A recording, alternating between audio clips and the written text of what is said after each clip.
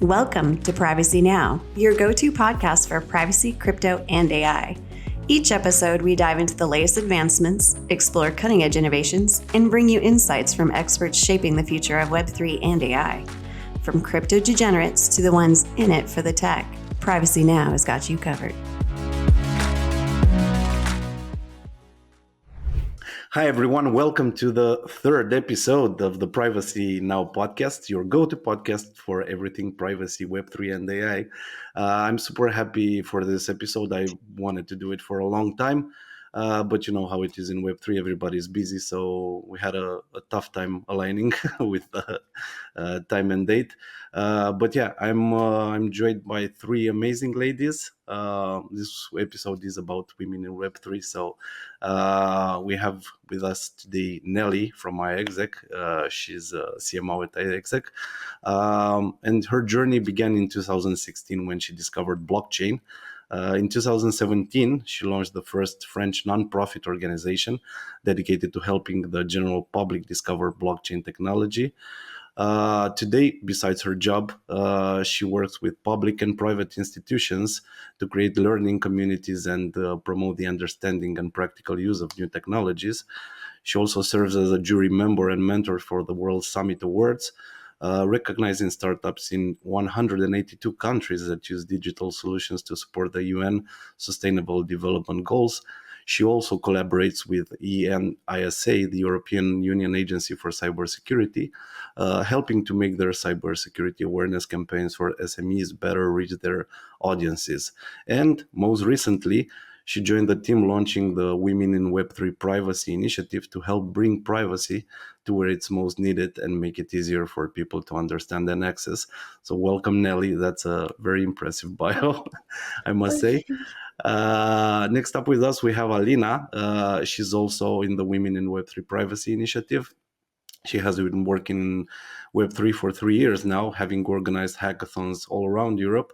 Now working on her ESP grant for hackathon archives and ecosystem support. And in the meantime, as I said, she's a core contributor at Web3 Privacy now, as well as Women in Web3 Privacy. Welcome, Alina. And last but not least, we have Anne. Anne is a PhD candidate specializing in the intersection of academia and industry with a focus on decentralized governance. Her work engages deeply with blockchain communities and DAOs, where she contributes to advancing decentralized practices and designs within the Ethereum ecosystem. Anne is also a core contributor to Women in Web3 Privacy, demonstrating her commitment to fostering inclusivity and privacy in decentralized technologies. And I must apologize, I have a terrible cold, so my voice might sound harsh and I might pause for coughing. So I just want to get that out of the way. Okay, so before I jump to our guests, I just want to give you a bit of an overview of what this episode is about, because honestly, I feel there's not enough podcast episode or talks about leading women in tech industries, both Web 2 and Web 3 overall. And I usually mention this, but my mother, God rest her soul, if she taught me a lot of things, but I think the most important lesson I learned from her is to respect women. And I don't know, it's a lesson that I'm proud of, and I try to do this in all of my initiatives. So I don't know if you're aware, but it's been 131 years since the first women were allowed to vote in a big country in New Zealand, followed shortly, of course, in like northern countries like Finland and Norway. Funny fact, in 1918 in UK, women were allowed to vote, but they needed to be over 30, and they needed to meet property qualifications, so they needed to own property. So it's baffling that 131 years later, there's still a lot of bias against women in a lot of industry and in a lot of countries. I'm frustrated with a lot of people, to be honest. I initially didn't want to go this route, but recently there have been elections in Romania, and we had two candidates. Uh, they were cancelled in the end because there were some pro-Russian meddling. But one of the candidates was a woman, and I felt ashamed to see the level of misogyny in my country, the bias against voting for a woman president, just because men still think that a woman can do a man's job. And honestly, it's infuriating because I was lucky to be surrounded by amazing women over the course of my career. And honestly, women are smarter and more capable than us guys. It's 2024. We need to admit this. You guys really are more capable than men are. Uh, Granted, we have the strengths, but that's it. That's the only advantage we have. It's because Other we than have to that, work harder. exactly. So I would like to start off with you, Nelly. I know you have an impressive career, but I want to know how you started in Web3 because I know you moved from Web2 to Web3 a couple of years ago. What got you to shift to this industry? Well, that was like 8 years ago. So I just, when I finally understood the power of blockchain, it took me a while. It, it really changed my life, and this new way of creating digital trust that can be applied to so many different use cases, more than cryptocurrencies. And I felt like a call. At that time, I was involved in different initiatives to support women and, for example, children and hospitalized children and their families. So I already like to help people. And when I discovered blockchain, I it was like a revelation. So the best way you can help people is through education. And in this case, through blockchain. And for me, I had like this call to share this information. And I quit my job and used all my savings to launch this nonprofit organization helping the general public, especially women, to discover this technology. So that's See, how I started. that's what we need more in this world. Just people helping other people with no financial gains in mind. Education is the most important one, especially when it comes to blockchain. I totally understand because I'm trying to do this as well, on a smaller scale compared to you. But what about you guys? Maybe Alina, you can share your journey with us. So my journey into blockchain and privacy are actually a bit separate. Blockchain started 3 years ago, actually 4 years ago. Well, even earlier. My dad was in Bitcoin since like the early ages, and it was always a conversation at the dinner table. And I always told him like, "Dad, you're in a cult. Like, stop talking about this." And then, but I did study computer science because I got a bit inspired. And then I ended up being a photographer for a couple of years and worked in production, in a bit of film.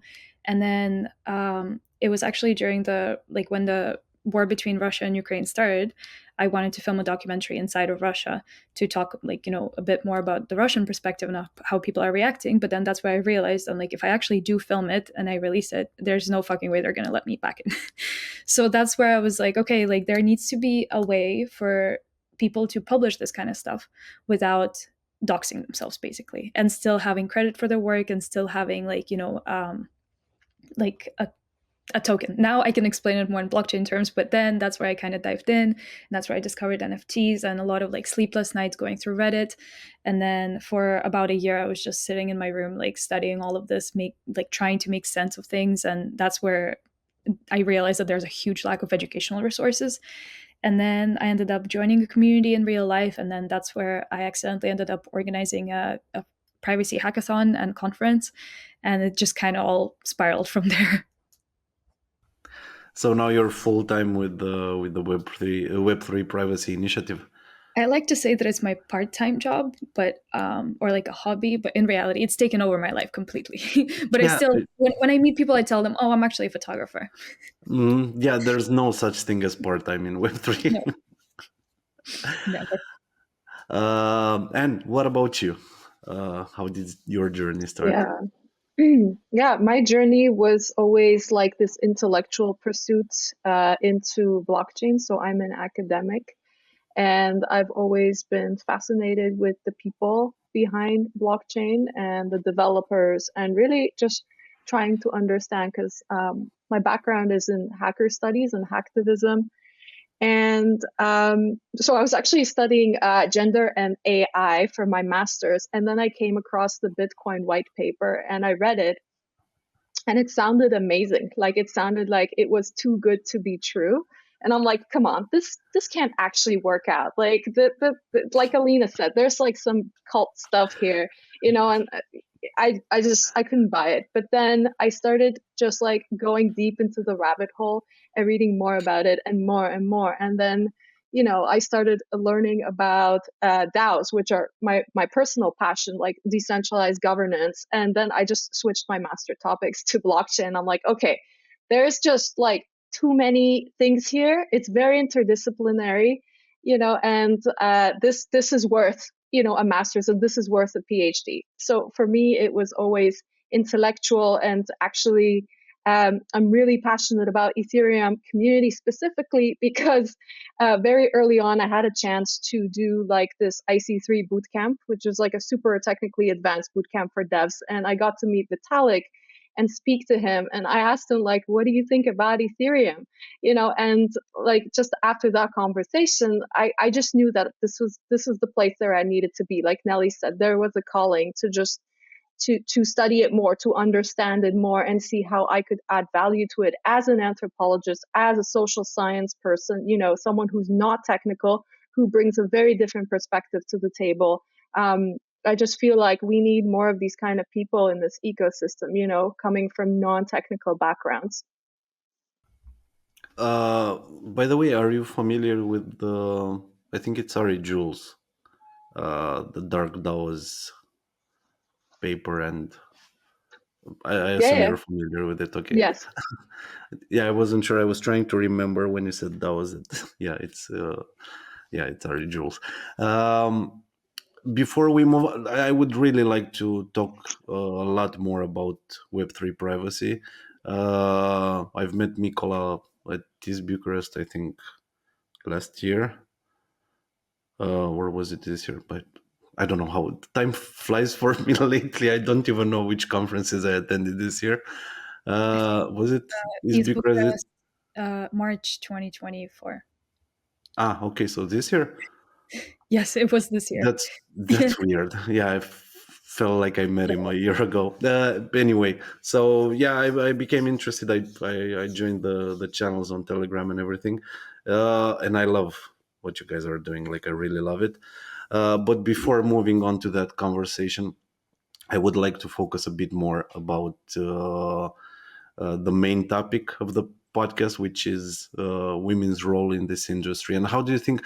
First of all, I want to know how you guys think women in Web3 are seen compared to traditional Web2 industries. Because in Web3, honestly, I see uh, more and more women join different projects and initiatives.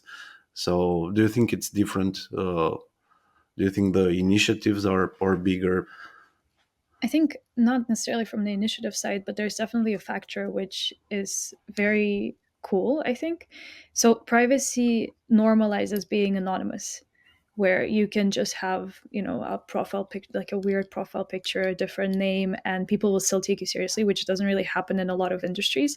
And that's where I actually got feedback from one woman that she feels so empowered when she's just hiding behind her like male looking profile picture and uses a fake name, and people take her sometimes more seriously than, well, actually more seriously than when she is being herself.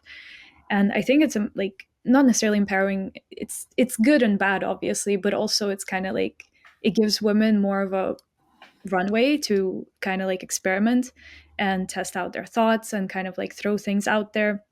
Actually, not just for women, but also for men. But I think it definitely has a use case for women where you can just enter being anonymous.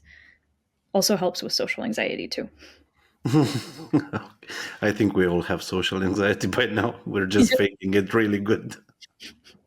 I think also when talking about privacy, it's really important to like demystify privacy in the sense that privacy has been around us for a long time in very, very different in different way. For example, since ancient times, the Greeks were already differentiating your public life from your private life at home. Like in the Middle Ages, this privacy was, for example, really important in religious matters. For example, during confession. In the Renaissance, the English they recognized this need of protecting the privacy of letters. Then in the Industrial Revolution, we have the telegraph and the telephone, which made us realize the importance of the vulnerability of these communications. And there was this paper also in the Harvard review in 1890 about privacy is the right to be let alone. Then also privacy in more recent times was seen as a human right with the Declaration of Human Rights in 1948. But what I think that made privacy mainstream was what happened with Snowden, the Snowden revelations, Cambridge Analytica, TikTok, and also the new regulations setting standards for the entire industry, for example, with GDPR, and also with the California Consumer Act. So I think those were like today. That's what made privacy more like public concern. But privacy has been around us for quite some time. I know, but do you think people care about their privacy anymore? I mean, with all the data leaks we have this year alone, I think we have some big data leaks as well. Do you think people are still concerned with their privacy and about their data being used? Were they That's I ever think concerned with their privacy? Exactly. That's the question. I think it depends who you're talking to, and you cannot be concerned if you're not aware what's happened behind.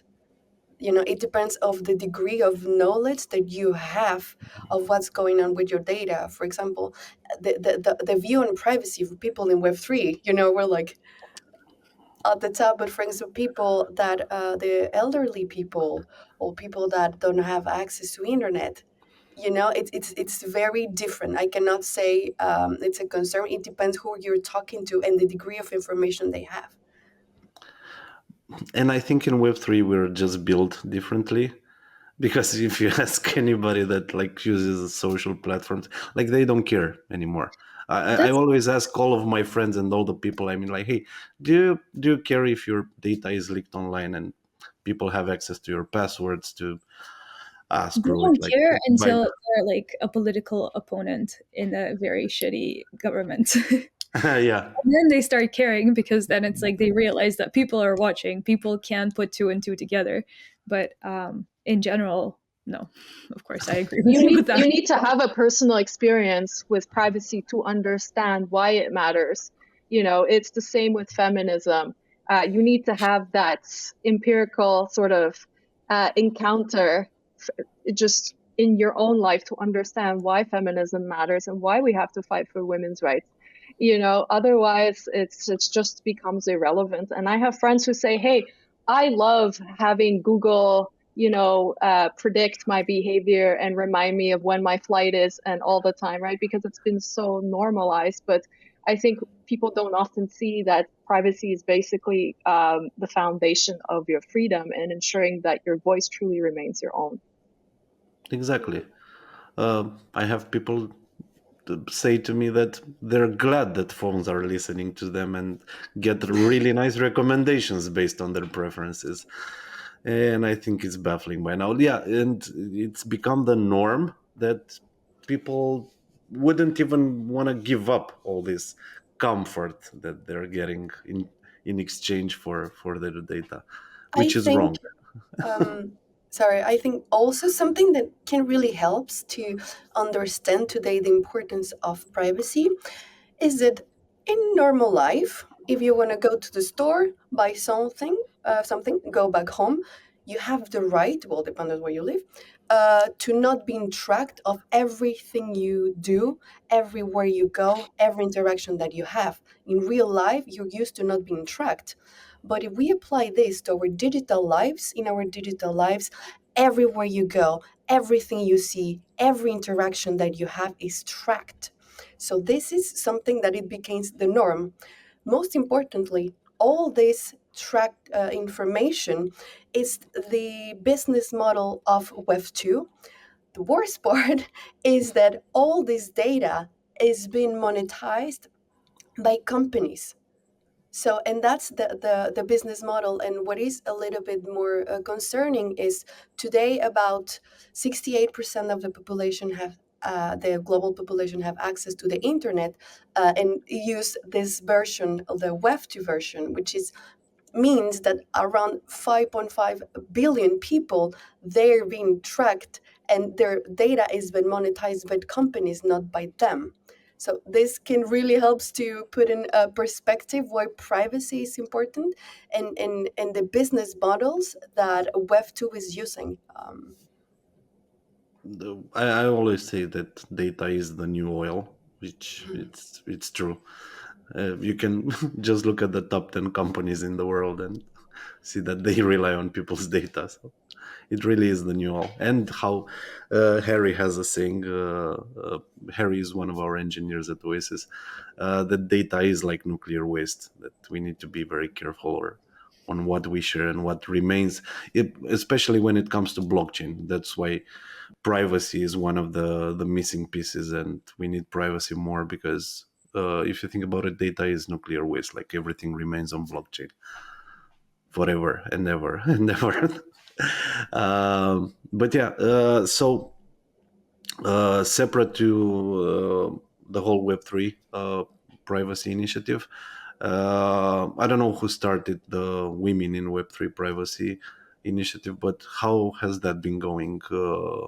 I did a couple of research on your guys' profiles, and so you had a couple of events. How is that going? So it started in August. Well, my experience of it was that I took a summer vacation, and I kind of was in the middle of between projects.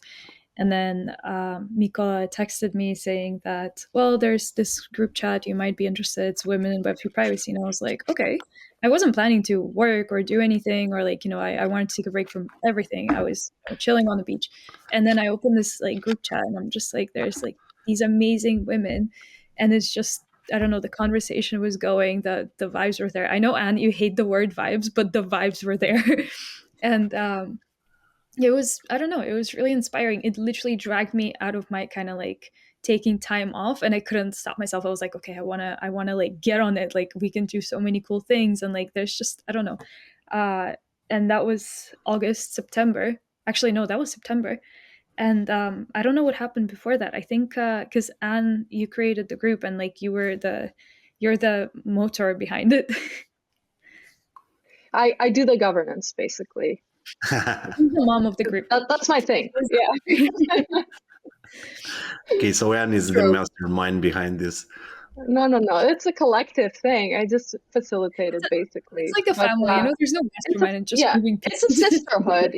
Like we really, I think, okay, I will use the word vibes this time. This is an exception, but there are really good vibes in the group. There's a lot of this femininity and just like encouraging and supporting energy towards each other, rather than, if we are placed in these more masculine type of environments where we have to compete with each other, or like just these environments that bring out more of like these masculine qualities in us because we feel like we need to prove ourselves, in order to like navigate some of the industry spaces, which can be difficult sometimes, right? And we sometimes have to push harder to kind of be able to perform and express ourselves and succeed long term. So like in our group, like one of the things like I really strive to do is to make people feel really comfortable with expressing themselves and talking about uncomfortable things, talking about uncomfortable truths. Disagreement is very welcome, you know, as long as it's constructive and we learn something from it and we improve ourselves and we approve each other. So you really are the mom of the group. You're treating them like little children. So Alina calls me the mom. She actually does. She's the So one it's Which a makes me feel fucking old, by the way. so it's a We're almost the same age, dude. so it's a very nurturing environment where She's the mom everybody of the feels drunk safe. aunt that shows up with like a weird game for the kids. I don't know. A good influence. Let's put it that way. I Everybody, think honestly, something. everybody brings their own sort of flavor and unique vibe to the group, and there's no hierarchy. You know, we all kind of have something to teach each other and learn from each other. Yeah. I think Also, even something that I saw is that what it was for me set this community apart from others, because I've tried a lot of different women communities, is that it was very clear that is a learning community, and each one of us, we have a different expertise, different passions that we want to share with others. So this is what makes different. And I saw people from so many different backgrounds, from academia to entrepreneurship, developers, marketing, law, every like this diverse set of people just with one purpose, trying to make privacy more accessible and trying to bring it to where it's most needed. Nice. But when it comes to because honestly, I haven't had enough time to do proper research. How has it been going so far? Have you organized anything? Do you plan on organizing events? I found a couple of videos, so I'm not sure if it was part of a bigger event or it was dedicated to women in Web3 privacy.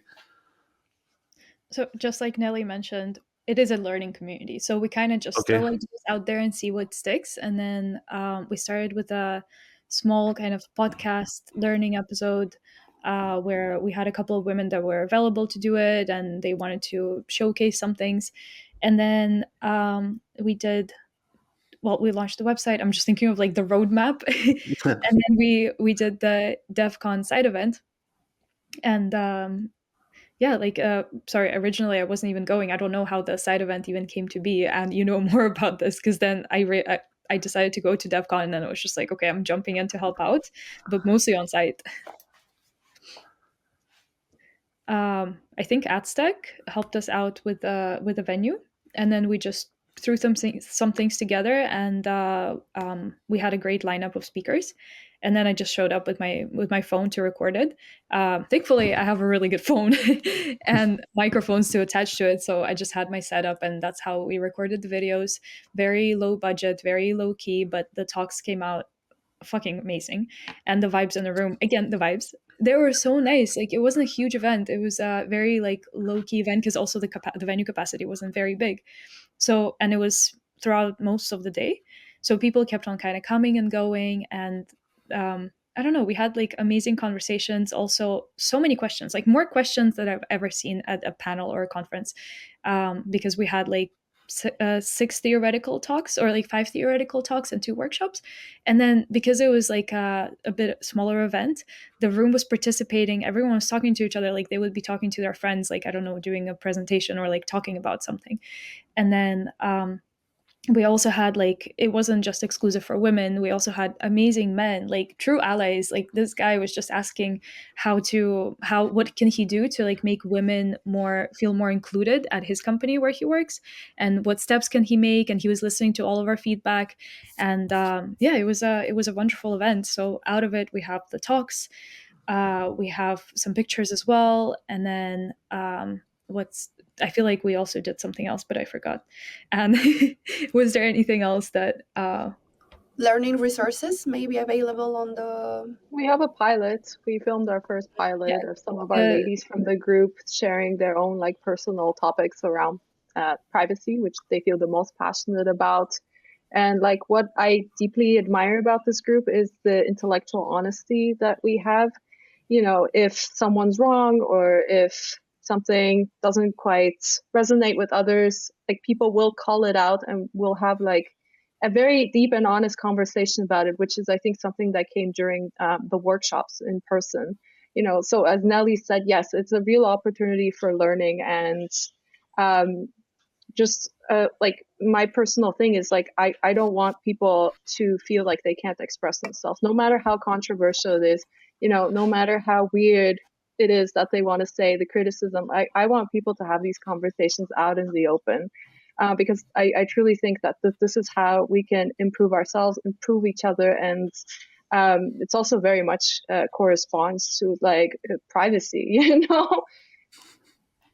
Honestly, I find that very refreshing because usually at conferences and side events, you don't see a lot of questions from the audience. So you guys have the magic recipe, apparently. What were the workshops about? We had Yana from NIM presenting what like NIM VPN, and actually this is like a follow up to maybe our future plans. But she explained how VPNs work in a way that I finally understood it. Because honestly, like I know the technical things, but not the technical things, but I know the general like okay like idea. But then the way that she explained it, I was like, oh, that makes so much sense. Like why don't people explain it like that? And it's crazy, and it brought back so many memories of like I don't know, asking people questions after some talks at like Web3 Privacy Now, usually men, and I'm like, what does this word mean? And he just goes like, oh, it just means that it's like you can use it one time. And I'm like, why do you have to say this very word to explain something so simple? And yeah, like we had so NimVPN, then we had Lisa Loud. That was a theoretical one. She was talking about navigating career as a woman in tech, kind of like a prequel to her book Shattering Expectations, which I'm so excited to read. And then technical workshops, we had Uli talking about Fiona, which is the female, the batshit crazy female AI that's completely unhinged, that lives on a blockchain, and she's a hot mess, and we love her. Um, and she was talking about AI and privacy, and especially at this like quite crucial moment for AI, and you know AI coins and all of these things explore like expanding. We need to focus on what we're doing and make sure that there's like right regulations in place. Then we had Park talking about like not necessarily intersection, but like um, collaboration, not collaboration. I can't remember. Cyberpunk values. Yeah, cypherpunk values, but also with feminism. So she found like intersections between the two, which I love. Um, there was also Ashling from the Chow talking about ZKs, but it was originally supposed to be a workshop, but then it ended up being a theoretical, let's say, like more of a theoretical talk. And also, again, like a really good metaphor that she said, she compared privacy to kind of homemaking. Like it's like your home, like your digital home. Like you don't want to let your strangers in. You want to let your friends in, or you know, you want to share what you want to share. But it's funny how, again, like the simple metaphor of homemaking, I was like, oh, okay, like this makes so much sense, and it's so easy and digestible. And then I feel like I'm definitely missing like two talks.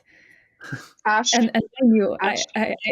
yeah, that was Ashling. But mind you, I edited all of them, and somehow I just don't remember. But question, can I find these online? Yeah, they're Because all they on all our. sound very We interesting. have a Uh, website. It's Oh, on wait, our also, okay. website.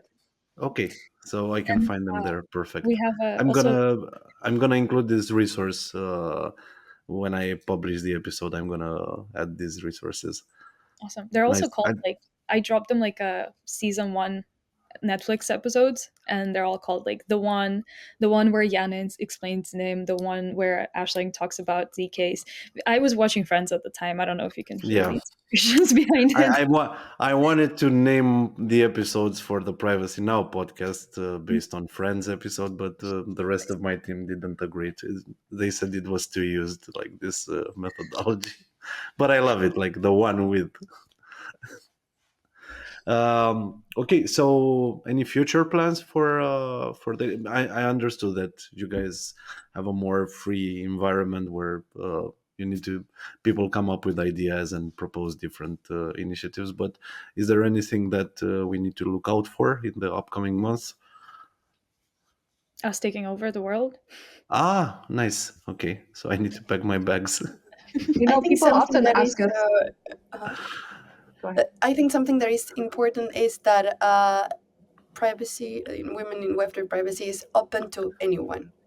So if you see things on the website that you think we're not covering and you have ideas, so the idea is to have as many people as possible to join, to bring different views, different perspective, and the most important thing is to keep it open. So I think what is the best way to reach out to us? Maybe it's through the website. We have Telegram. a signal. There's Telegram group chat, Telegram community. It's if you go on the website. Yeah, I'm pretty sure it's in the right top. Yes, we have our Twitter, Telegram, Luma, Git, YouTube, and some stuff that's written about us in the media. And it's women in web3privacy.com. Super simple. Perfect. You heard it. I will Everyone join also, Web. sorry, Yeah, sorry. I just want to add that personally, I would love to also bridge ties and relationships with outside of like European and Western context, and especially produce more content in Spanish. So I am in touch with a lot of like LATAM grassroots organizations, and I think it's very important to go beyond just like these Western-centric cultural contexts, and also understand how other groups view privacy and what challenges they encounter in their own respective countries, so that we can actually give more of this global perspective, and what Nelly said, like truly be inclusive. I'm from Uh, Mexico, so this is a great idea. I support it. I can put you in touch. We have some really nice Spanish community members, and some of them have like a decent sized audience on YouTube. So if that helps, I'm happy to help. But I'm gonna promote this everywhere I go. All the women I met on Web3, I'm gonna get them to join your initiative, guys. And how is the Web3, the bigger Web3 privacy going? Um, where It's where going are you well. guys gonna be at next year? Which Well, conferences? Which? this is very annoying to me because the team is currently at the offsite and I cannot be there, and I'm really, really like FOMOing hard because they're just having the time of, well, they're not necessarily having the time of their lives. They're brainstorming half the day and relaxing the next half, which is actually great. But basically, currently the future plans are being made as we speak. And Oh, okay, there's going to be absolutely a second edition of Cypherpunk Congress. So we hosted the first one in Bangkok, and that went absolutely great. So we're definitely committing to like continuing that. And yeah, like I don't want to say any names of the next events because I don't know like if it's confirmed or not. I don't think it would be good to just spread rumors, but there's definitely going to be more. And for sure, I'm organizing East Bucharest this upcoming March, and I'm definitely hosting a Web3 Privacy Now event there. I don't know if it's going to be big or small. I'll see what my capacity is, but it's definitely going to be there. So that I can say for sure. I'm definitely gonna be there since it's close to my home. So not really close, like 200 kilometers, but it's a 2-hour drive to Bucharest from my city. I don't know if I'm gonna be there in an official capacity. Don't really know our plan for the next year either. So Fair. But I'm definitely gonna be at Bucharest, and I'm gonna join your guys' event. Uh, by the way, have you guys been to Bucharest? Like Alina, I know you have been to Bucharest, but you should visit. You should join Alina for the The Web3 clubs are really cool. The what? The clubs are really cool. We do like to party in Romania. I can tell you that much. We do know how to party. Yeah. Nelly, and then you should join next year. You should I visit think Romania. we're planning to sponsor something in terms of events. I think there's Bucharest? yeah, because we had Eat Rome. You were part of that too. We Yeah. loved it. We did it like yeah. So that was really really cool. So I think in terms of events, like there's ETH Denver, then you have Paris Blockchain Week, then you have Token Dubai, then you have ETHCC Cannes, and then you have Singapore Token in Singapore, and then Def Connect. I think out of on top DevConnect of my is mind. DevConnect gonna be in Buenos Aires next year? I think, right? There's rumors about it. I don't know. It's very possible, but I'm So not it's sure. I've heard only it it's a only lot of rumor rumors, based. Okay. but it is a rumor. Yeah. Okay. I thought it was confirmed, so I wasn't sure. But Ken should be overgrounded and crazy next year. So I'm really excited to see what they have I don't cooked. know where we're gonna find any hotels or. Oh, I already booked mine. Okay. I'm getting What? ahead. Wow. I mean, I'm definitely going, so might as well. Okay. I should do that as well. Just a tip. But Guys, before we wrap up, we're at the 40-minute mark, so we said we're gonna try to keep it short. I know plans don't go accordingly. Um, do you think it's worthwhile to mention like some tips? What do you guys think that projects, companies should do to make women feel more included in their respective workspaces? I mean, if you want to include it, sure, we can record it. Yeah, no, Uh, I'm asking That's the because question. sorry. yeah, Yeah. that's the Give, actual. Yeah, give, no give worries, them the no worries, space. Give no them worries. the space to fail. Basically, give them the space to fail, and there's a lot of men, as you said in the beginning of this episode, who just have these ingrained assumptions that women cannot perform, the same job as a man. And there's just natural bias that colors their worldview of like, yeah, she's just destined to fail doing this job. And I think that attitudes really needs to change. And even if we do fail, like, give us that space to learn, and improve without putting any like of these weird consequences and judgments, because you don't do that for men. So give us the same treatment. That's true. That's true. I think also in that sense, and give women decision power. If they don't have decision power, you're not going to go far. I think we still have a long way to go, but I've seen an evolution, a real evolution when I met my company for the first time. There's just one woman in the whole company. Today, we are 30%, and of women, and in my team, I have 50% men, 50% women. So this is taking time, but definitely I think we're heading in the right direction. And for me, if one advice is to give women a decision power. I agree, Nelly. And just a quick mention that in our project, the events department, which is comprised exclusively of women, the events department is the best performing department.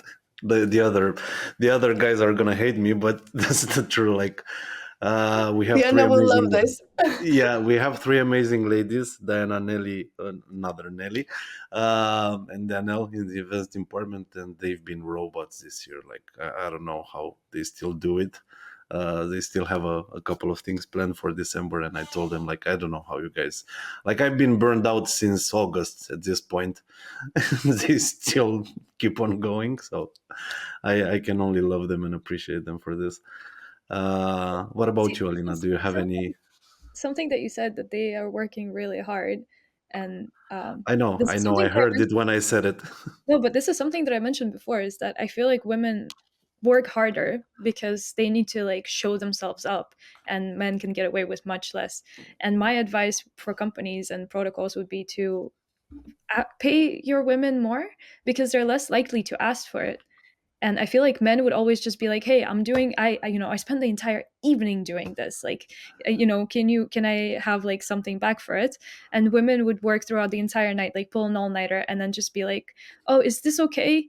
And then like, no, like, in my experience, like the people that I worked with this last year are absolutely great, because sometimes like they see that I do more, and they're like, okay, like here, like this is a, valid contribution for what you've been doing. And like in the past, I never experienced this, where I was just like, oh my god, like, it's a lot of work.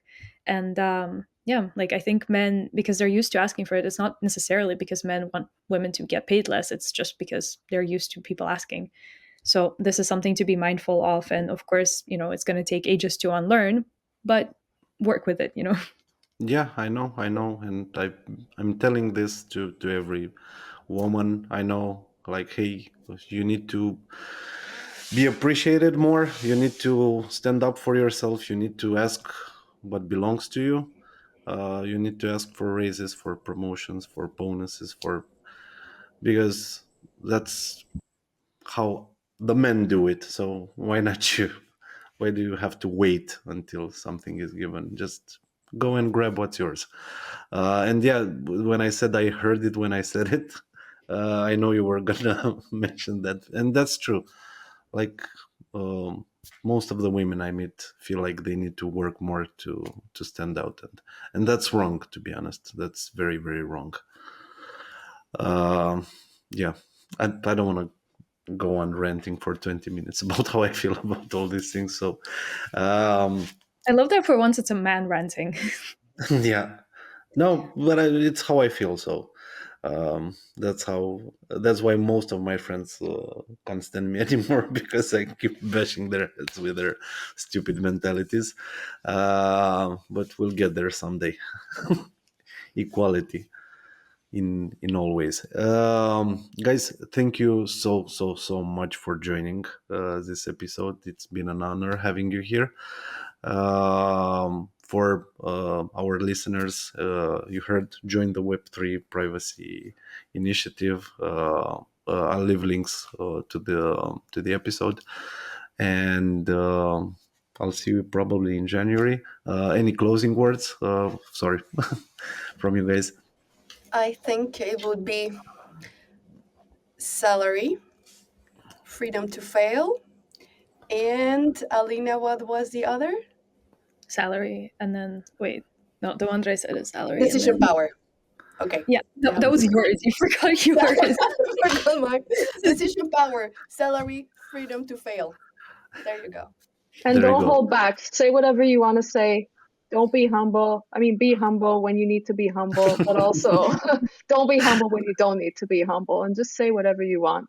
Stand up for yourself and empower other women. I totally agree with everything. Okay, we can wrap up. Thank you again for joining, and I'll see you. I'll see you around, guys. We'll probably meet in person. So